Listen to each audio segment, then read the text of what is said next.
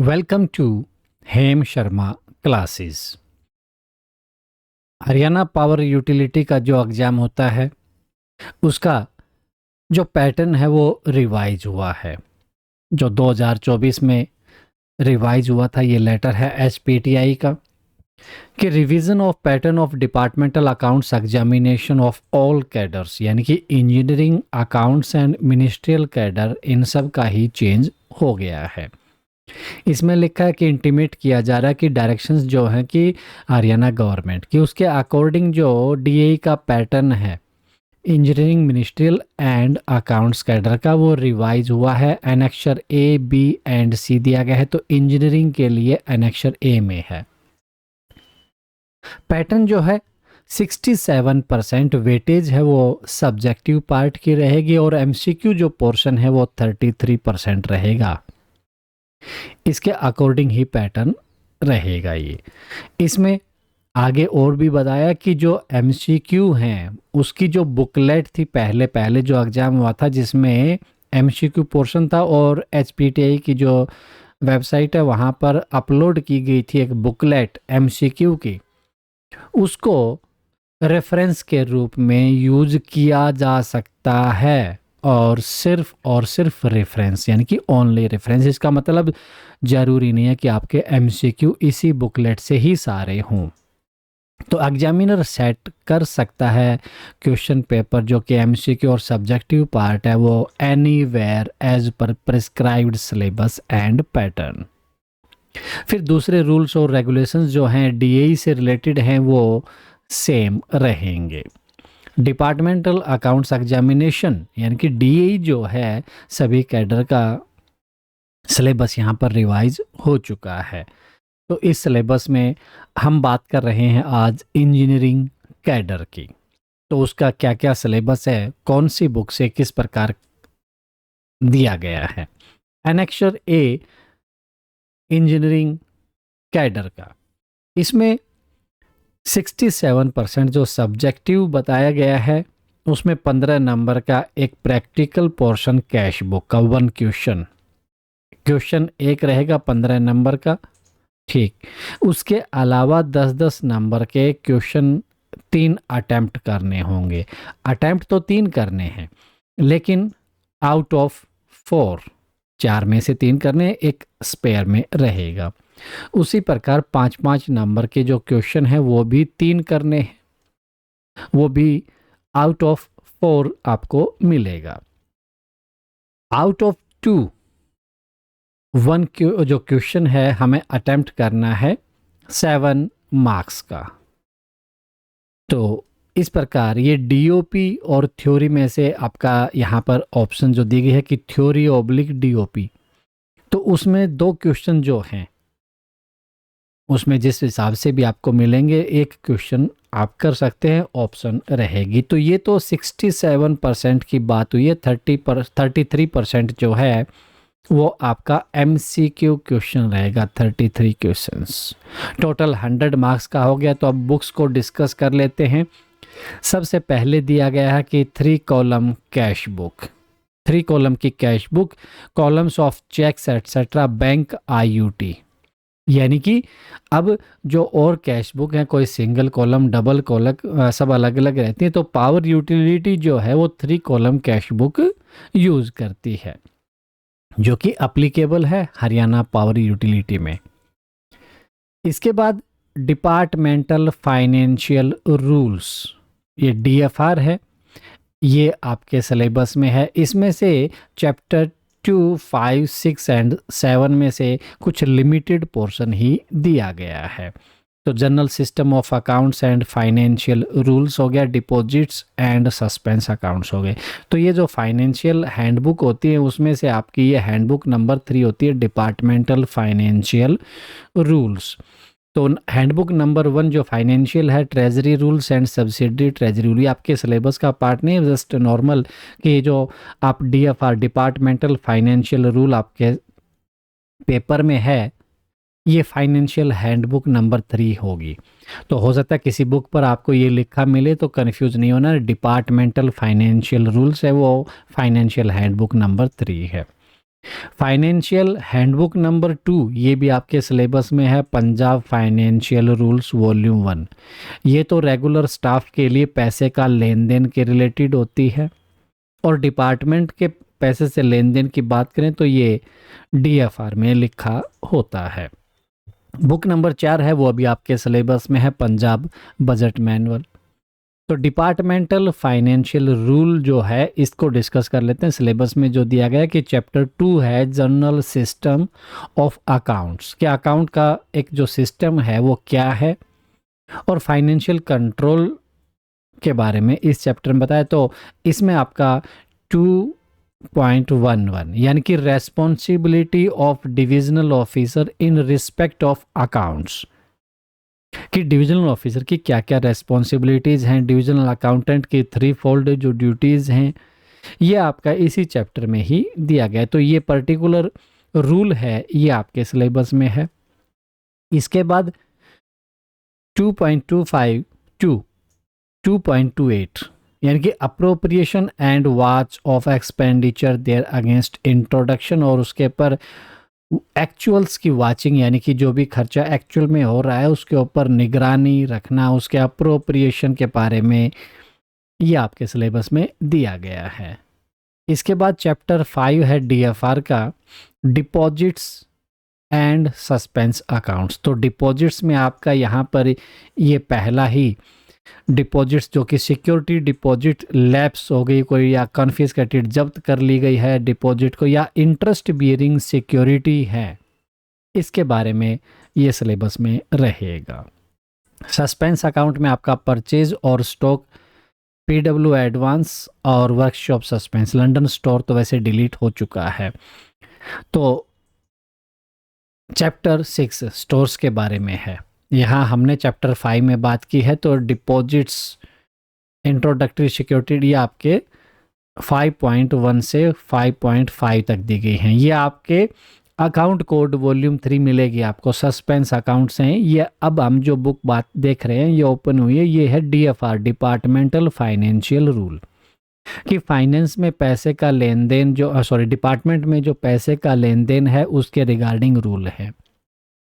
Suspense account आपको account code volume 3 में भी मिलेगा। अकाउंट कोड वॉल्यूम 3 में अकाउंट्स को मेंटेन कैसे करना है वो बताया गया है।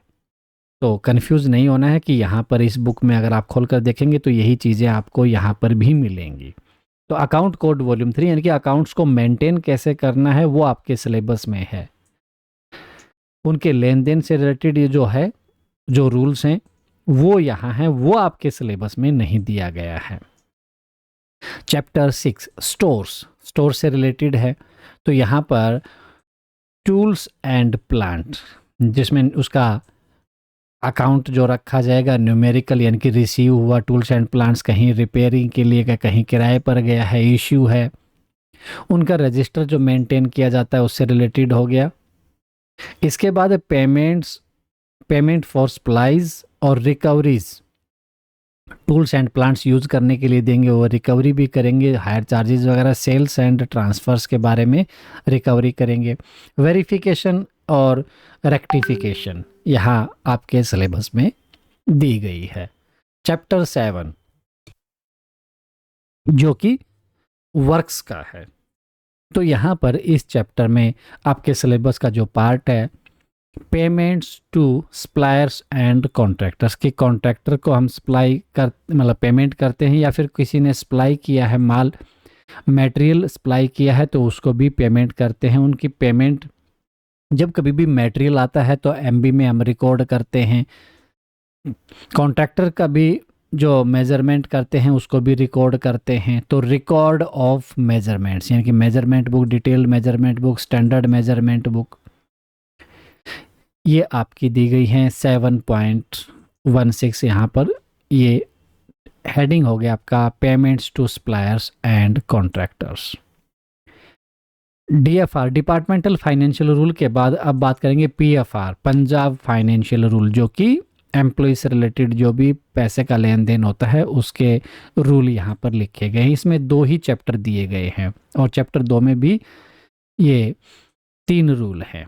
तो चैप्टर 1 जो है इसमें तो डेफिनेशन है 1.1 to 1.40। तो पंजाब फाइनेंशियल रूल्स वॉल्यूम 1 में चैप्टर 1 में डेफिनेशंस दी गई हैं। वोटेड एक्सपेंडिचर तक ऐसे आपकी ट्रेजरी रूल्स इस प्रकार डेफिनेशंस दी गई हैं, वो सिलेबस में है। चैप्टर 2 जो है जनरल प्रिंसिपल्स एंड रूल्स, इसमें क्या चीज़ है, ये है defalcation and losses and remissions of and abandonment of claims to revenue. तो इसमें जब कभी भी कोई फ्रॉड होता है, लॉस होता है, कोई भी नेग्लिजेंसी होती है, तो रेस्पॉन्सिबल किसे ठहराया जाए और इसकी रिपोर्ट भी देनी होती है हायर अथॉरिटी को। अकाउंटेंट जनरल को भी रिपोर्ट करना होता है एंड डिपार्टमेंटल सुपीरियर अथॉरिटी, उसके रिपोर्ट के बारे में भी लिखा गया है। तो पीएफआर के 2 ही चैप्टर आपके हैं। इसके बाद अकाउंट कोड वॉल्यूम 3, इसमें अकाउंट्स को कैसे मेंटेन किया जाता है वो लिखा है। डीएफआर में डिपार्टमेंटल फाइनेंशियल रूल, यानी कि उसके डिपार्टमेंट के फाइनेंशियल रूल्स क्या हैं, कैसे लेन देन होगा। तो अकाउंट कोड वॉल्यूम 3 में चैप्टर 1 है, इसमें डेफिनेशंस ओनली, सिर्फ डेफिनेशंस हैं। चैप्टर 2, 3 एंड 4 इतने ही दिए गए। चैप्टर 4 में आर्टिकल 204 to 220 और 224 to 239 ये आर्टिकल दिए गए हैं। 204 से 220 और 224 से 239। चैप्टर वाइज बात कर लेते हैं। चैप्टर 1 डेफिनेशन हो गया। चैप्टर 2 में पब्लिक वर्क्स की जो भी कोई भी रिसीट है या एक्सपेंडिचर है उसको कैसे क्लासीफाई करेंगे, ये ओरिजिनल वर्क है, ये रिपेयर का है, कैपिटल का है या रेवेन्यू का है, जिस प्रकार क्लासीफाई करना होगा उसके रिलेटेड रूल्स दिए गए हैं। चैप्टर 3 है अकाउंट्स टू बी केप्ट, कि कौन कौन से अकाउंट रखेंगे पब्लिक वर्क्स ऑफिसेज में। तो इसमें सेक्शंस बांटे गए हैं, टोटल 11 सेक्शन है, जिसमें से सेक्शन जो 10 है वो आपके सिलेबस में नहीं है, बाकी आपके टोटल जो है 1 से 11 10 बच गए। चैप्टर 4 है, उसको भी देखते हैं इसमें क्या जो दिया गया है। जनरल जो है डेफिनेशन की हमारी बात हो चुकी है कि ये डेफिनेशन जो है, जो कि आर्टिकल 9, इस बुक में रूल्स नहीं आर्टिकल्स होते हैं। तो आर्टिकल जो 9 है इसमें डेफिनेशन होंगी 1, 2, 3 ऐसे 40 डेफिनेशन मिलेंगी। ये आपके सिलेबस में दी गई हैं। जैसे आपको मिल जाएगा एडवांस पेमेंट का है, सिक्योर्ड एडवांस, तकावी वर्क्स है, works expenditure and works outlay जो 42 जो दी गई है लास्ट में। Classification of public works receipts and expenditure में आपके सिलेबस में जो दिया गया है, transactions with other governments and departments, inter divisional transfers. तो जो जो सिलेबस आपके उसमें रूल्स या पैराग्राफ आर्टिकल, ये सब डिपेंड करता है कि आपकी कौन सी बुक में है। कि आप वैसे आपको अपने एग्जाम में लिखना नहीं होता कि ये इस रूल के तहत या इस आर्टिकल के तहत आपने कहा है, कोई नहीं। तो आर्टिकल जो 12 है ये आपका जनरल का सिलेबस में है।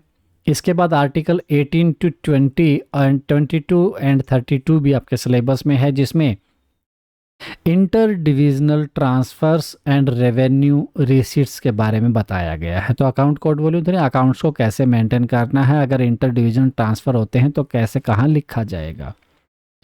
इसके बाद कि स्टोर्स में जो एक्सपेंडिचर हो रहा है वो कहाँ लिखेंगे।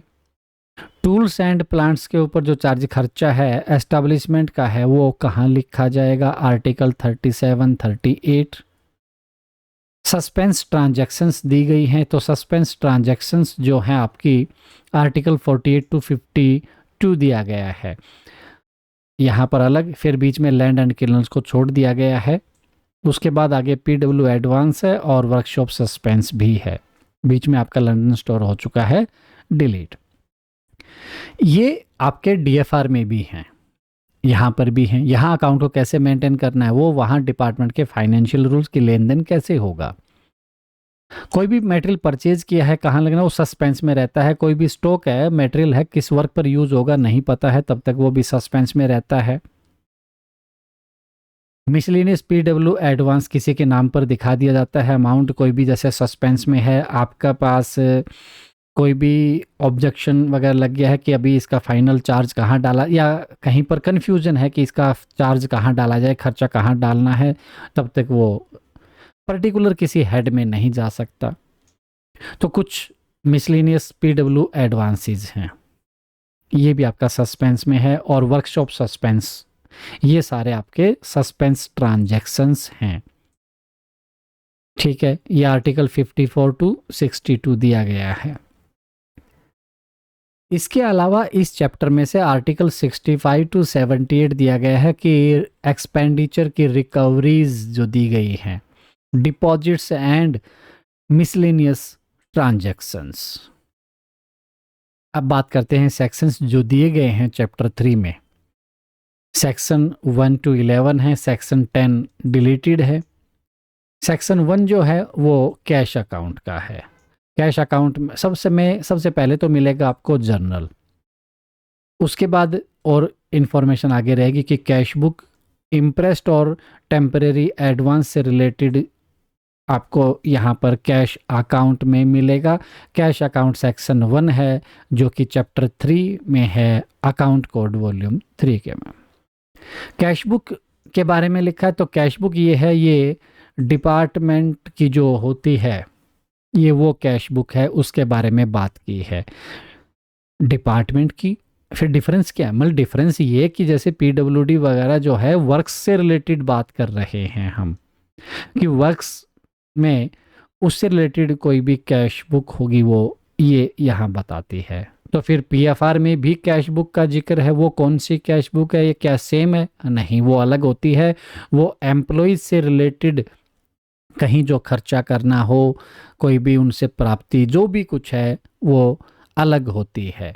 यानी कि एस्टेब्लिशमेंट की अलग कैश बुक होती है और वर्क्स की अलग कैश बुक होती है। लेकिन पावर यूटिलिटी वाले कैंडिडेट यहाँ पर कंफ्यूज हो सकते हैं कि ये क्या है। तो ये स्टेट की जो बुक है, यहाँ पर तो रूल पैरा आर्टिकल जो होंगे वो स्टेट के बारे में लिखे होंगे, जबकि आपका तो बोर्ड निगम जो कारपोरेशन होते हैं कुछ रूल अलग होते हैं, तो कंफ्यूज नहीं होना है। तो ये हरियाणा स्टेट की जो बात कर रहे हैं वहाँ पर कैश बुक यहाँ 2 रहती हैं। इस कैश बुक में जो लिखा गया है कि अपकीप, रख रखाव कैसे करना है, और बैलेंसिंग करने के साथ साथ हम बात करेंगे रेक्टिफिकेशन ऑफ एरर्स की, कोई गलती हो जाए तो कैसे रेक्टिफाई करेंगे। Settlement of accounts with treasuries की, लेन देन ट्रेजरी से होता है तो वहाँ अकाउंट्स को कैसे सेटल करेंगे। आपके यहाँ ट्रेजरी का कोई रोल नहीं होता, तो यहाँ से क्वेश्चन आने की संभावना न के बराबर होती है। क्वेश्चन कभी डाल दिया जाए तो वो पेपर सेटर के ऊपर भी डिपेंड करता है, बाकी रिलेटेड नहीं है। तो ये हो गया हमारा section 1 cash account. Section 2 stores account, यानी कि स्टोर से रिलेटेड है, तो सबसे पहले जर्नल आएगा और स्टोर में स्टॉक होगा, स्पेशल टीएनपी। और स्टॉक की बात करेंगे तो स्टॉक में तो जनरल इनिशियल अकाउंट, जो कि आपके एग्जाम में काफ़ी बार ये पॉइंट रहता है। इनिशियल अकाउंट्स, इनिशियल रिकॉर्ड क्या है, आपके डीएफआर में भी आता है। तो सब्सिडरी अकाउंट्स, यानी कि इनिशियल जो वर्ड है, इनिशियल रिकॉर्ड किस चीज़ में होता है, आपका मास्टर रोल वगैरह है, मेजरमेंट बुक वगैरह है, ये इनिशियल रिकॉर्ड के होते हैं। ये हम बात करें यहाँ अकाउंट्स की, अकाउंट को कैसे रखा जाता है, तो ये इनिशियल वर्ड आया तब ध्यान आया, तो आपको यहाँ पर बता दिया कि इनिशियल रिकॉर्ड आपके ये रहेंगे। इसके बाद रेक्टिफिकेशन ऑफ एरर, स्टॉक की बात करेंगे तो वहाँ के एरर को कैसे रेक्टिफाई करें, कैश बुक में एरर की बात करेंगे तो वहाँ कैसे रेक्टिफाई करें। तो ये रेक्टिफिकेशन ऑफ एरर आपको कई जगह पर मिलेगा। स्पेशल टूल सेल प्लान्स हो गया है। ट्रांसफ़र एंट्रीज, ट्रांसफ़र एंट्री, जब कभी मेटेरियल इधर उधर जब ट्रांसफ़र करना होता है तो ट्रांसफ़र करेंगे तो ट्रांसफ़र के ऑर्डर होंगे, और ट्रांसफ़र ऑर्डर को कहाँ रिकॉर्ड करेंगे, तो वो बुक में भी रिकॉर्ड करना होगा, ट्रांसफ़र एंट्री बुक। तो ट्रांसफ़र एंट्री के ऑर्डर, ट्रांसफ़र एंट्री बुक, ये छोटा सा पोर्शन दिया गया है, ट्रांसफ़र एंट्रीज का एक सेक्शन है। नेक्स्ट सेक्शन है वर्क्स अकाउंट्स। हाँ, ये एक अच्छा और थोड़ा सा मतलब इतना ज़्यादा तो नहीं है, लेकिन बाकी जो सेक्शन हैं छोटे-छोटे हैं, उसके कंपैरिजन में थोड़ा-सा इसमें ज़्यादा है। वर्क से रिलेटेड यानी कि जो काम चल रहा हो तो उससे रिलेटेड है, तो वहाँ उसका डिटेल्ड रिकॉर्ड होता है और कंसोलिडेटेड रिकॉर्ड होता है। अब इसके नाम से काफ़ी चीज़ें आपको मिलेंगी कि डिटेल्ड रिकॉर्ड में क्या-क्या रहेगा और कंसोलिडेटेड रिकॉर्ड में क्या-क्या रहेगा। तो डिटेल्ड रिकॉर्ड में आपका होता है cash charges, charges on account of material and book adjustment, book की बिना लेन देन के जो बुक्स में ही सिर्फ एडजस्ट की जाती हैं, और मटेरियल के ऊपर जो खर्चा उसका चार्जेज खर्चा किस प्रकार रहेगा, तो डिटेल्ड रिकॉर्ड में रहेगा कैश चार्जेस, क्योंकि मटेरियल हो सकता है कॉन्ट्रैक्टर को दिया है या हमारे वर्क जो चल रहे हैं उसके ऊपर हमने ही मटेरियल देना था, हमने दिया है। ये सब आपको डिटेल्ड रिकॉर्ड में मिलता है। तो फिर कंसोलिडेटेड में क्या है, तो कॉन्ट्रैक्टर का लेजर है, वर्क्स अब्स्ट्रैक्ट है, ये आपको रजिस्टर ऑफ वर्क्स है। तो सब डिविजनल ऑफिस से वर्क्स अब्स्ट्रैक्ट्स आते हैं, उसमें से फिर डिवीजन में रजिस्टर में रिकॉर्ड अपडेट किया जाता है। कॉन्ट्रैक्टर का पर्सनल अकाउंट होता है, जो कॉन्ट्रैक्टर लेजर, उसमें उससे रिलेटेड सारी इन्फॉर्मेशन हमारे पास रहेगी, उससे रिलेटेड जो भी ट्रांजैक्शन है उसको हम रिकॉर्ड करते हैं, तो वो कंसोलिडेटेड रिकॉर्ड में आपको ये सब मिलता है। डिटेल्ड रिकॉर्ड में हो गया cash transaction on charges on account of materials and book adjustments. अब कैश चार्जेज और ये वर्ड जो लिखे हैं, क्या ये यही बात ख़त्म हो गई? नहीं, अब कैश चार्जेज किस किस के बारे में है और मटेरियल के अकाउंट को चार्ज कैसे, यानी कि उसका खर्चा कहाँ डाला जाएगा, इसके बारे में और आगे भी लिखा गया है। Master roll, measurement book, bills and vouchers के लिए कैश चार्जेस के कैश के खर्चे अगर मास्टर रोल के है तो कैसे अकाउंट मेंटेन करना है, मेजरमेंट बुक की बात की है, ये किया गया है। मटेरियल्स के अकाउंट्स पर चार्जेस यानी कि खर्चा, यानी कि अगर हमने कॉन्ट्रैक्टर को इशू किया है या हमारा वर्क चल रहा था, डायरेक्ट टू वर्क है, यानी कि जिसको हमने लेबर प्लस मटेरियल का कॉन्ट्रैक्ट दे रखा है और हमारे एग्रीमेंट में लिखा है हम आपको मटेरियल सप्लाई करेंगे, ये आप बाहर से नहीं लेकर आएंगे, आप घटिया क्वालिटी का भी ला सकते हैं। तो कुछ अब आज पहले तो बहुत कुछ मटेरियल सप्लाई करते थे, आजकल तो स्टोर्स का ऐसा मैटर रहा ही नहीं, तो वो इश्यूज टू कॉन्ट्रैक्टर्स हो गया। लेकिन हमारा काम था, हम करवा रहे हैं, मटेरियल हमें ही देना है, तो वो होते हैं इश्यूज डायरेक्ट टू वर्क। तो इस प्रकार अलग अलग चीज़ें यहाँ दी गई है। कंसोलिडेटेड रिकॉर्ड में works abstract, register of works and contractor ledger हैं, ये यहीं बात खत्म नहीं होगी, इसके अंदर और बहुत सारी चीज़ें हैं। ये डीएफआर में भी लिखा है, वैसे ही आपके काम का नहीं है, और डीएफआर में भी वर्क्स अब्स्ट्रैक्ट और ये सब चीज़ें लिखी गई हैं। तो जस्ट इंफॉर्मेशन टाइप आप कह सकते कि वहाँ पर इन चीज़ों के बारे में कैसे लेन देन करना है वो रिकॉर्ड है, यहाँ अकाउंट कैसे मेंटेन करना है। तो वर्क सब्सट्रैक्ट में रिकॉर्ड ऑफ प्रोग्रेस है, वर्क के अगेंस्ट कोई लाइबिलिटी है। रजिस्टर ऑफ वर्क में है कि जो कंप्लीट हो जाता है वर्क का काम कंप्लीट हो गया, जो काम चल रहा था, तो उसके अकाउंट्स को क्लोज करना, और अकाउंट्स क्लोज होने के बाद अगर कोई एरर है मतलब पता चली तो करेक्शन कैसे करेंगे, इस प्रकार की जानकारी आपको यहाँ इनमें मिलेगी। कॉन्ट्रैक्टर लेजर है, ये उसका पर्सनल लेजर है, उसके ट्रांजैक्शंस को कैसे पोस्ट किया जाता है और उसका बैलेंस और रिकन्सिलेशन कैसे होगा, ये कंसोलिडेटेड रिकॉर्ड में आपको अकाउंट कोड वॉल्यूम 3 में मिलेगा। सेक्शन 5 जो वर्क्स अकाउंट अभी डिस्कस कर रहे थे, उसमें कैश चार्जेस में मास्टर रोल, मेजरमेंट बुक्स, ये आपके एग्जाम में थोड़ा सा इम्पोर्टेंट पोर्शन रहता है। मटेरियल्स के regarding issues to contractors and issues direct to work, ये अच्छे से आइडिया होना चाहिए। लाइबिलिटीज अगेंस्ट द वर्क वगैरह हैं। तो वर्क्स एब्स्ट्रैक्ट में सब हेड्स, रिकॉर्ड ऑफ प्रोग्रेस के काम चल रहा था उसी का रिकॉर्ड रहता है, एब्स्ट्रैक्ट यानी कि निचोड़ होता है वर्क्स एब्स्ट्रैक्ट, तो पूरी जानकारी उसमें रहती है। रजिस्टर ऑफ वर्क में हम अब जो सब डिवीज़न से वर्क सब्सट्रैक्ट आता है उसका रिकॉर्ड हम फिर रजिस्टर में भी अपडेट कर लेते हैं। कॉन्ट्रैक्टर लेजर यानी कि उसके कॉन्ट्रैक्टर से रिलेटेड जो भी ट्रांजैक्शन हैं यहाँ रिकॉर्ड करते हैं। सेक्शन 6 मैन्युफैक्चर अकाउंट्स, मैन्युफैक्चरिंग से रिलेटेड हमारा जो अकाउंट है कैसे कहाँ कैसे मेंटेन किया जाएगा अकाउंट को, वो लिखा है कि जब कभी भी मैन्युफैक्चरिंग होती है तो सस्पेंस में तो रहता ही है। तो मैन्युफैक्चरिंग में स्टार्ट करने से पहले माल लेकर आना, फिर उसका प्रोसेस होना यानी कि मैन्युफैक्चरिंग होनी, और मैन्युफैक्चर होने के बाद जो तैयार माल है, आउट टर्न जो है यानी कि ऑपरेशन में आ गया मैन्युफैक्चरिंग प्रोसेस जो है, और आउट टर्न यानी कि जो तैयार माल होता है, आउट टर्न अकाउंट्स, उसके अकाउंट्स कैसे मेंटेन करेंगे। और फिर खर्चा हो गया, मैन्युफैक्चरिंग हुई, उसका माल भी तैयार हो गया, डिलीवर कर दिया, तो हम जो रिकॉर्ड्स को है ना, अकाउंट्स जो हैं उनको कंसोलिडेट करेंगे, क्योंकि जितना खर्चा किया है और जितना तैयार माल है उन दोनों का रिकॉर्ड हमारे पास है, तो कंसोलिडेट करेंगे, कंसोलिडेटेड अकाउंट्स रहेंगे। तो ज़्यादा बड़ा नहीं है, थोड़ा सा पोर्शन है ये मैन्युफैक्चरिंग अकाउंट्स। जब कंसोलिडेट हमने कर लिया है, माल सप्लाई हो चुका है, तो अकाउंट्स की क्लोजिंग के बारे में दिया गया है। सेक्शन 7 जो है, accounts of deposits and suspense transactions, कि डिपॉजिट्स जो हैं उसके अकाउंट और सस्पेंस ट्रांजैक्शंस। अब वर्कशॉप के अलावा जो वर्कशॉप सस्पेंस है, वर्कशॉप के बारे में बात करें, जो उसमें कि मैन्युफैक्चरिंग वगैरह है, इनके बारे में भी इंफॉर्मेशन अलग से मिल जाती है। तो वर्कशॉप सस्पेंस के अलावा हेड के अकाउंट्स, अकाउंट्स ऑफ हेड्स, इसके अलावा दूसरे जो हेड हैं उनके अकाउंट को कैसे मेंटेन किया जाएगा।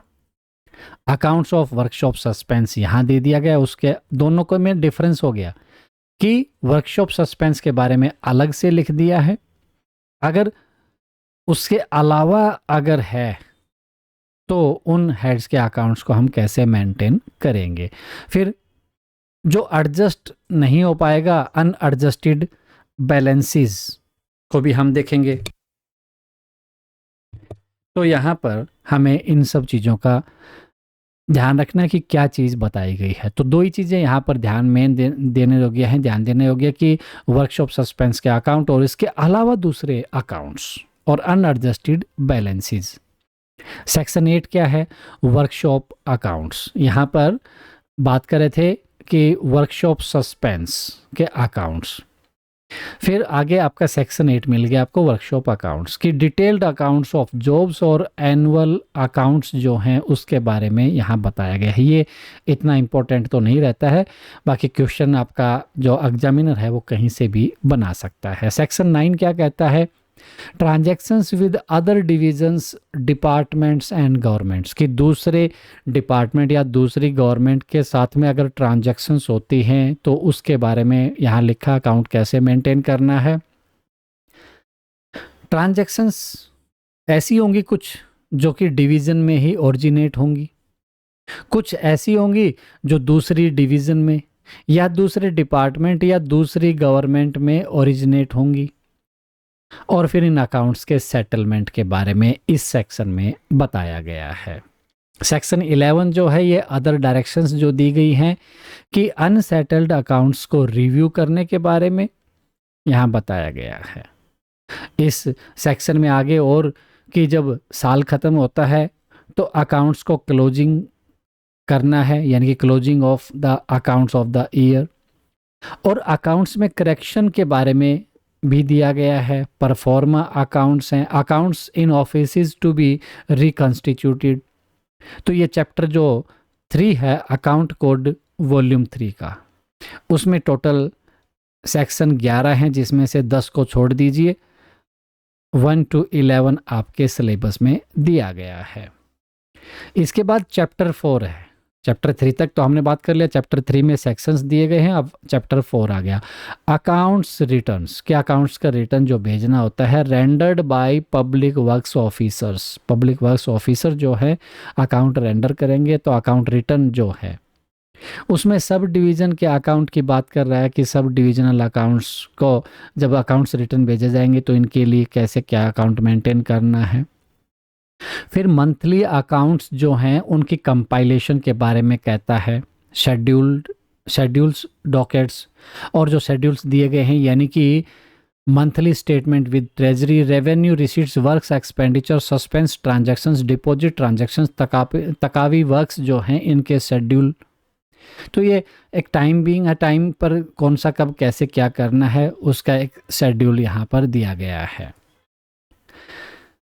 अब हमारे departmental financial rule, account code volume 3, Punjab financial rule के बाद अब बात करते हैं हरियाणा पीडब्ल्यूडी कोड। तो पीडब्ल्यूडी कोड यहाँ पर सबसे पहले एस्टैब्लिशमेंट के बारे में बताया गया है। चैप्टर 3 में ट्रांसफ़र ऑफ चार्ज है, temporary work charge establishment, outsourcing, ये एस्टैब्लिशमेंट के बारे में जिक्र कर दिया। इसके बाद ऑफिस प्रोसीजर और मिसलिनियस का चैप्टर 5 है कि ऑफिस मैनेजमेंट एंड प्रोसीजर है, कोर्ट केस के रिलेटेड है, हेडक्वार्टर मेंटेन करना, डिसिप्लिन मेंटेन करना, ऑफिस में कैसे क्या करना है। तो पहले एस्टैब्लिशमेंट के बारे में बता दिया, फिर ऑफिस प्रोसीजर के बारे में बता दिया, फिर वहाँ ऑफिस में जो रहेंगे उनकी जो ड्यूटीज़ एंड रेस्पॉन्सिबिलिटीज़ हैं ऑफिसर्स की, वो चैप्टर 6 में दी गई हैं। तो 6.5, 6.6, यहाँ चैप्टर तो बहुत सारे हैं इसमें पीडब्ल्यूडी कोड में, लेकिन आपके सिलेबस में लिमिटेड चैप्टर और लिमिटेड ही पैरा दिए गए। पीडब्ल्यूडी कोड में होते हैं आपके पैरा। डीएफआर जिसमें रूल्स लिखा जाता है, departmental financial rules, Punjab financial rules, तो इसमें तो होते हैं रूल। अकाउंट कोड वॉल्यूम 3 में आर्टिकल होते हैं, पंजाब बजट मैनुअल, और पीडब्ल्यूडी कोड में आपके पैरा होते हैं। यहाँ रूल लिखा गया, नो इशू, आपको समझने से मतलब है, एग्जाम में कहीं आपको मेंशन नहीं करना होता इनको। तो ये पैरा होते हैं। तो पैरा 6.5, 6.6 यहाँ पर डिवीजनल ऑफिसर और एसडीई सब डिविजनल इंजीनियर की ड्यूटीज़ के बारे में लिखा गया है। आपके सिलेबस में इतना है। इसके बाद फिर चैप्टर 8 है क्लासिफिकेशन ऑफ वर्क्स, कि वर्क्स को कैसे क्लासिफाई किया जाता है, खर्चे के अकॉर्डिंग किया जाएगा, वो नया खर्चा है या पुराना, मतलब मेजर माइनर करके। उसके अलावा ये ओरिजिनल वर्क है या फिर रिपेयर का है, इस प्रकार कैसे कैसे क्लासिफाई करेंगे, ये आपके कुछ पैरा दिए गए हैं। फिर जो एस्टीमेट तैयार किया जाता है उसके अप्रूवल में आपका एडमिनिस्ट्रेटिव अप्रूवल और टेक्निकल सैंक्शन। तो एडमिनिस्ट्रेटिव यानी कि एक जो फॉर्मल अप्रूवल, फॉर्मल सैंक्शन जो होती है वो एडमिनिस्ट्रेटिव अप्रूवल है। टेक्निकल सैंक्शन है ये आपका डिटेल्ड एस्टीमेट, जो डिटेल्ड होता है, पूरी जानकारी उसमें अवेलेबल रहती है। ये इतना आपको पता होना चाहिए कि administrative approval and technical sanction. Chapter 10 जो कि एस्टीमेट्स एंड प्रोजेक्ट्स में rough cost estimate, detailed estimate और शेड्यूल ऑफ रेट। जैसे हरियाणा की बात करें तो हरियाणा शेड्यूल रेट की एक पूरी बुक है कि किस रेट के पर आपको काम करवाना होगा, एक रेट शेड्यूल किया गया है, तो शेड्यूल रेट की बुक है। दिल्ली की होगी तो दिल्ली शेड्यूल रेट डीएसआर है, हरियाणा के लिए एचएसआर है। तो टाइम टू टाइम ये रेट समय के हिसाब से अपडेट होते रहते हैं। चैप्टर 11, 13, 18 पूरे दिए गए हैं। Consultancy services, contracts and works orders और measurement, progress report and records. Progress की रिपोर्ट और उसके रिकॉर्ड और मेजरमेंट के बारे में ये पूरा चैप्टर है। तो पीडब्ल्यूडी कोड के बाद अब बात करते हैं कि purchase manual, procurement manual of respective power utility, यानी कि ये तो आपके यूटिलिटी का जो भी परचेज मैनुअल है या प्रोक्योरमेंट मैनुअल है, ये आपके उधर अवेलेबल रहता है, ये आपको वहाँ से देखना होगा। Delegation of powers of respective power utility, यानी कि जो भी डीओपी है कि एसडीओ, एक्सियन, एससी, चीफ, किसके पास कितनी पावर है, तो पावर डेलीगेट की गई है। कि एग्जाम्पल लेते हैं कि फर्नीचर खरीदना है तो एक्सियन जो है वो कितने रुपए तक का फर्नीचर खरीद सकता है, तो उसकी पावर कितनी है। तो यहाँ हर किसी को पावर डेलीगेट की गई है। एसडीओ है, एससी है, हर किसी के पास एक पावर है कि वो इतने तक का खर्चा कर सकता है, तो पावर डेलीगेट की गई है। वो आपकी रिस्पेक्टिव पावर यूटिलिटी की हैं। ये भी आपको अपने डिपार्टमेंट में मिलेंगी, ये भी आपको कवर करना होगा। तो ये दो पोर्शन है, ये आपके इंडिविजुअल जो यूटिलिटी है उसके हिसाब से आपको कवर करना है। इसके बाद है Punjab budget manual. Punjab budget manual, पहले पंजाब हरियाणा एक थे तो उस वक्त की बुक है पंजाब बजट मैनुअल। अब हरियाणा ने जो अडॉप्ट कर रखी है उतना पोर्शन, नाम अभी भी पंजाब बजट मैनुअल ही है। तो यहाँ पर चैप्टर 2 में दी गई हैं डेफिनेशंस, तो ये डेफिनेशंस रहेंगी। इसमें थोड़ा सा हम सिलेबस जो दिया गया है कि डेफिनेशन जो दी गई है, पहले तो बात करते हैं कि ये फाइनेंशियल हैंडबुक नंबर 4 है कि आपके सिलेबस में ये दी गई है, ये भी डिस्कस कर रहे थे। तो पंजाब बजट मैनुअल, यहाँ डेफिनेशंस दी गई हैं चैप्टर 2 में।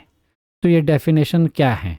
एडमिनिस्ट्रेटिव अप्रूवल है, administrative department, annual financial statement, appropriation bill क्या होता है, बजट एस्टिमेट क्या होते हैं, ये एक एक करके डिस्कस की जाएंगी। तो इस प्रकार आपकी डेफिनेशंस यहाँ पर दी गई हैं, जो कि चैप्टर 2 हो गया पंजाब बजट मैनुअल का। ठीक है, इसके बाद और पोर्शन जो दिया गया है उसको भी देखेंगे। तो चैप्टर 3 है अगला, preparation and submission of the departmental estimates of expenditure. Budget की जब बात बुक है तो बजट से रिलेटेड रहेगा। जो भी खर्चा करना है स्टार्ट होता है डीडीओ से कि हमें एक्सपेंडिचर का एस्टिमेट तैयार कर रहे हैं। हर एक डीडीओ यहाँ आगे एस्टिमेट एक्सपेंडिचर का तैयार करके कंट्रोलिंग ऑफिसर के पास जाएगा, फिर एचओडी के पास जाएगा। तो एक सीक्वेंस है। तो यहाँ पर एक्सपेंडिचर के एस्टिमेट्स जो होंगे डिपार्टमेंट के, उनकी प्रिपरेशन और उसके सबमिशन के बारे में इस चैप्टर में दिया गया है। तो 3.1 टू 3.7 ऑलमोस्ट यहाँ पर ये कवर हो जाता है। कोई एक पैरा बचा है तो बचा है।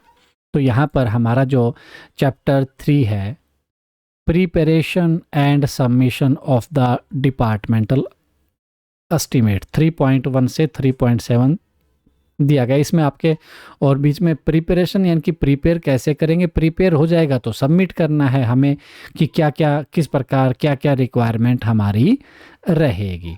तो इस प्रकार ये पोर्शन आपका दिया गया है 3.1 टू 3.7।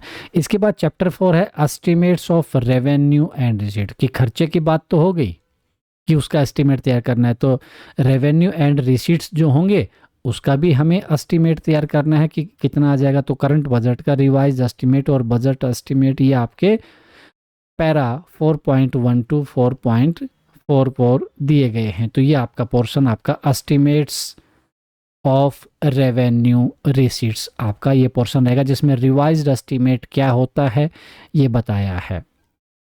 तो 4.4 तक है, थोड़ा ही पोर्शन है, इतना ज़्यादा नहीं है। बजट एस्टिमेट क्या है, यहाँ आपका इतना ही पोर्शन है। हाँ, हालांकि देखने में आपको बुक्स ज़्यादा लगती हैं यहाँ पर, लेकिन थोड़ा थोड़ा पोर्शन पूछा गया है। इसके बाद नेक्स्ट है chapter 5 estimates of ordinary expenditure. कि पहले तो एक्सपेंडिचर के एस्टिमेट की बात की, प्रिपेयर करना, सबमिट करना, फिर रेवेन्यू एंड रिसीट्स जो हैं उसका भी एस्टिमेट तैयार किया जाएगा। फिर जो खर्चे की हम बात कर रहे हैं वहाँ काम एक तो न्यू यानी कि बिल्कुल अभी पहली बार ही स्टार्ट हो रहा है। कुछ ऐसे हैं जो हर साल चल रहे होते हैं, जैसे सैलरी वगैरह भी है, ये कंटिन्यू चलती है। वैसे कोई काम पहले से स्टार्ट हो चुका है और फाइनेंशियल ईयर बीत रहे हैं और काम चल रहा है, तो पैसे की तो रिक्वायरमेंट है क्योंकि काम चल रहा है। तो एक तो न्यू और एक आपका ऑर्डिनरी एक्सपेंडिचर है। इस प्रकार आपको अलग अलग देखना है।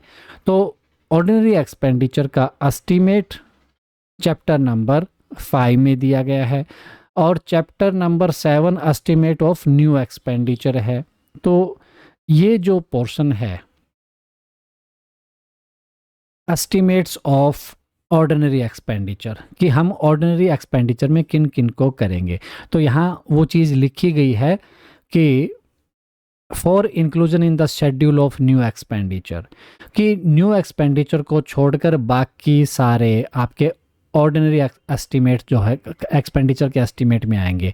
कि in the estimates of ordinary expenditure और in the schedule of new expenditure as follow. जिस हिसाब से देखा होगा कि जो खर्चा किया जा रहा है वो न्यू सर्विस का है क्या, कि वो पहले वोटेड तो प्रोविज़न नहीं है कि आपके लेजिस्लेटिव असेंबली में पहले ही उसका प्रोविज़न रहा हो, यानी कि उसके ऊपर वोटिंग हो चुकी हो, या न्यू है। तो इस हिसाब से देखना होगा कि वो ऑर्डिनरी है या न्यू है। अब एस्टिमेट्स ऑफ न्यू एक्सपेंडिचर का जिक्र किया गया है, ये आपका चैप्टर 7 है। तो इसमें it is not possible to define rigidly the term new expenditure. Actual practice जो based on convention it bears a wide interpretation broadly. मतलब इसके बारे में और चीज़ें बताई गई हैं जो कि आपका क्वेश्चन जो पूछा गया है ये चैप्टर दिया गया है पूरा। तो एक्सपेंडिचर न्यू है या फिर ऑर्डिनरी की बात कर रहा है, ये दोनों चैप्टर 5 एंड चैप्टर 7 दिए गए हैं। तो 7 हो गया आपका न्यू एक्सपेंडिचर। इसके बाद चैप्टर 12 एंड 13 दो चैप्टर और पंजाब बजट मैनुअल से हैं। 12 यानी कि जो अप्रोप्रिएशन है, पहले प्रिपेयर किया गया, एस्टिमेट को सबमिट किया गया, रेवेन्यू रिसीट्स का एस्टिमेट हुआ, फिर एक्सपेंडिचर जो ऑर्डिनरी है उसका एस्टिमेट और न्यू एक्सपेंडिचर दोनों का अलग अलग रहता है। इस प्रकार प्रोसेस चलती गई और लेजिस्लेटिव असेंबली में वोटिंग होती है खर्चे के रिगार्डिंग। तो खर्चा जो करना है उसके रिगार्डिंग वोटिंग हो चुकी है। तो वोटिंग होते ही यानी कि वहाँ पर ये सब क्लियर हो गया, तो वहीं से भी पैसा खर्च करने के लिए नहीं मिल जाता है, फिर हमें अप्रोप्रिएशन बिल प्रिपेयर करना होता है। फिर अप्रोप्रिएशन बिल प्रिपेयर होगा तब गवर्नर के साइन होंगे, तब उसके बाद ये आगे डिस्ट्रीब्यूट किया जाता है कि आप इतना खर्चा कर सकते हैं डिपार्टमेंट वाइज। फिर डिपार्टमेंट अपने कंट्रोलिंग ऑफिसर और डिपार्टमेंट हेड ऑफ डिपार्टमेंट एक हो सकते हैं, वो फिर डीडीओ को भी इतना खर्चा कर सकते हो, आपके लिए ये इतना है। तो ये कम्युनिकेशन होता है फिर बाद में। तो इसके लिए अप्रोप्रिएशन यानी कि जो अलॉटमेंट ऑफ फंड है कि जो पैसा दिया जाता है, तो appropriation in estimates and watch over progress of expenditure की खर्चा कर रहे हो उसके ऊपर निगरानी रखनी है। अगर किसी काम के लिए एग्जाम्पल ले लेते हैं 10 करोड़ से मिले हैं, आधा काम हो गया है, उसने 8 करोड़ अभी खर्च हो चुके हैं, तो आधा काम जो और बचा हुआ है उसको करने में बहुत ज़्यादा खर्चा होगा। तो इसके ऊपर वॉच ओवर भी रहती है, निगरानी रखनी पड़ती है कि हमने कितना खर्च कर दिया है, खर्चा कहीं ज़्यादा तो नहीं हो रहा है, कंट्रोल करना होता है कुछ। फिर सैंक्शन भी कई बार लेनी पड़ जाती है, अप्रूवल ऊपर से लेना पड़ जाता है, खर्चा ज़्यादा हो रहा है, क्या करेंगे, किस प्रकार करेंगे, तो उसके लिए देखेंगे तभी तो पता चलेगा। तो वो यहाँ पर दिया गया है। अब जो खर्च कर रहे हैं यहाँ अगर एक्सेस हो गई तो एक्सेस का रिकॉर्ड हो जाएगा। अगर यही हम एग्जाम्पल ले रहे थे कि 8 करोड़ के बजाय आधा काम हो चुका है और 2 करोड़ ही खर्च हुए हों, तो आधे काम में तकरीबन 2 करोड़ या कुछ ज़्यादा हो जाएगा तो 3 करोड़ तक लगा लो, तो मतलब कुछ बचत भी आ जाती है। तो सेविंग एंड सरेंडर्स के बारे में भी दिया गया है जो कि 13.1 टू 13.4 है, और यहाँ थोड़ा सा पोर्शन जो कि 12.3 टू 12.5 तक दिया गया है जो अप्रोप्रिएशन इन एस्टिमेट्स है। तो ये पोर्शन जो है chapter 12 appropriation in estimates and watch over progress of expenditure. Appropriation in estimate, फिर पावर है कि अलॉटमेंट में से जो अप्रोप्रिएशन की पावर है कि जो भी अलॉट किया गया है, जैसे सैलरी का है, प्राइमरी यूनिट जो है अप्रोप्रिएशन की, क्योंकि आपके जो ऑब्जेक्ट हेड है वो 99 है हरियाणा गवर्नमेंट में। तो इस प्रकार ये चैप्टर दिया गया है। 13 में आपका क्या है, statement of axes and surrender की खर्चा ज़्यादा हो गया है तो एक्सेस हो गया है, उसकी भी रिपोर्ट देनी होगी। सरेंडर्स यानी कि सेविंग है कि 5 करोड़ खर्च करने के लिए मांगे थे, इस वर्क पर खर्च हुए हैं सिर्फ 3 करोड़, तो 2 करोड़ की सेविंग हो गई है, उसको सरेंडर कर देंगे। फिर ये जो सरेंडर किया था मतलब इसमें कहीं ज़्यादा हो गया खर्चा, कहीं कम हो गया, तो सीधा ये नहीं कि यहाँ हमारा बच गया, एक डीडीओ कह देगा जी मेरा इसमें पैसा बच गया, मैंने इसमें खर्च कर दिया, नहीं होता है। एक पावर होती है, हर कोई ऐसा नहीं कर पाएगा। तो पावर है कि उसको इधर उधर जो करना है, जो अप्रोप्रिएशन हुआ है यानी कि जो फंड की अलॉटमेंट हुई है उसको अगर आप एक जगह से दूसरे में करेंगे यानी कि एक अप्रोप्रिएशन से दूसरी अप्रोप्रिएशन में जाएंगे तो वो कहलाएगी रीअप्रोप्रिएशन। तो ये भी पावर है कि एचओडी के पास क्या पावर है, एडी के पास क्या है, और फाइनेंस डिपार्टमेंट के पास फुल पावर रहती है। लेकिन इन सब की भी कुछ रिस्ट्रिक्शंस हैं जो कि 14.5 पैरा है हमारा, जो आपके सिलेबस में नहीं है, इतना डिटेल में नहीं जाएंगे, उसकी भी कुछ रिस्ट्रिक्शंस हैं। तो statement of axes and surrender में दिया गया है कि पहला तो है ऑब्जेक्ट, उसका उद्देश्य क्या है, एक्सेस एंड सरेंडर हम क्यों तैयार करते हैं, क्योंकि रीअप्रोप्रिएशन कहीं पर सेविंग हो गई पता चल जाएगा। एग्जाम्पल ले लेते हैं कि 100 करोड़ रुपए किसी वर्क के लिए आया है, गवर्नमेंट ने लोन उठा लिया, पैसे की कमी थी और वो खर्च हुए ही नहीं, तो इंटरेस्ट दे रही है गवर्नमेंट, तो बेकार में इंटरेस्ट देना पड़ा जबकि वो पैसा ज़रूरत पड़ी ही नहीं। तो बहुत सारी चीज़ें होती हैं, उसके ऑब्जेक्ट जो उद्देश्य हैं कि क्या क्या है, किस वजह से एक्सेस एंड सरेंडर होता है, इनको भी हम क्लास में डिस्कस करेंगे। Submission of statement of excess and surrender by heads of department क्या एचओडी सबमिट करता है, तो काफ़ी चीज़ें जो इसमें है, हालांकि इतनी ज़्यादा नहीं है कि आप देखेंगे बुक्स के और चैप्टर के नाम के अकॉर्डिंग की बहुत ज़्यादा है, लेकिन थोड़ा थोड़ा पोर्शन करके भी आपका एक अच्छा खासा पोर्शन बन जाता है। तो जब आपको एग्जाम में लिखना है तो उन सब चीज़ों की जो नॉलेज है वो होगी, तो आप लिखने में सक्षम रहेंगे। तो जिन बुक्स को हम अभी डिस्कस कर रहे थे वो रिकमेंडेड बुक्स नीचे भी यहाँ पर दी गई। एक्सेस एंड सरेंडर का हम डिस्कस कर चुके हैं। बुक्स हैं पंजाब फाइनेंशियल रूल वॉल्यूम 1 हो गई, डीएफआर डिपार्टमेंटल फाइनेंशियल रूल, ये जो पीएफआर वॉल्यूम 1 है इसमें 2 भी वॉल्यूम है, तो वॉल्यूम 2 जो है उसमें फॉर्म्स वगैरह ही हैं आपके, वो आपके सिलेबस में इतना उसमें क्वेश्चन का कोई है ही नहीं। तो यहाँ पर जो हरियाणा में अप्लीकेबल है पीएफआर, यानी कि हम बात करेंगे पीएफआर वॉल्यूम 1 से आपके सिलेबस में उसमें एग्जाम में आता है। Account code volume 3, purchase procurement manual of respective power utility and delegation of powers of respective utility, ये आपकी पर्टिकुलर इंडिविजुअल यूटिलिटी का हो गया। डीओपी है, किसकी कितनी डीओपी है ये तो आप लोगों को याद करनी ही होती है। तो जो डीओपी आपकी है उसमें से आप देखेंगे तो प्रीवियस ईयर को फोकस कर सकते हैं, आप नोट डाउन कर सकते हैं, नोट्स बना सकते हैं कि प्रीवियस ईयर में किस किस प्रकार की जो डीओपी से रिलेटेड क्वेश्चन आया है, कि किसकी कितनी पावर से रिलेटेड क्या कुछ आया है। तो लेटेस्ट जो अमेंडेड होगी आपकी यूटिलिटी की वो आपको ध्यान रखनी है, इसमें अलग से कोई चीज़ नहीं होती कि वो जो सिखाने की होती है। परचेज प्रोक्योरमेंट जो हैं ये आपके दोनों जो पोर्शन है ये आपका खुद की इंडिविजुअल यूटिलिटी का है, ये आपको वहाँ से कवर करना होता है। तो Punjab budget manual, Haryana PWD code, ये आपकी बुक्स होगी। तो 2 पॉइंट को छोड़ें तो टोटल 7 है, तो हम कहें कि 5 बुक्स आपकी यहाँ पर होगी। तो इन सभी बुक्स में से बहुत ज़्यादा तो नहीं पूछा गया है, कुछ कुछ पोर्शन करके 5 किताबों में से अगर करेंगे तो कम भी नहीं है, लेकिन थोड़ा सा अगर ध्यान देकर करेंगे तो इतना ज़्यादा पोर्शन भी नहीं है, यानी कि ईजीली इनको कवर किया जा सकता है, बस थोड़ा सा फोकस करने की बात है।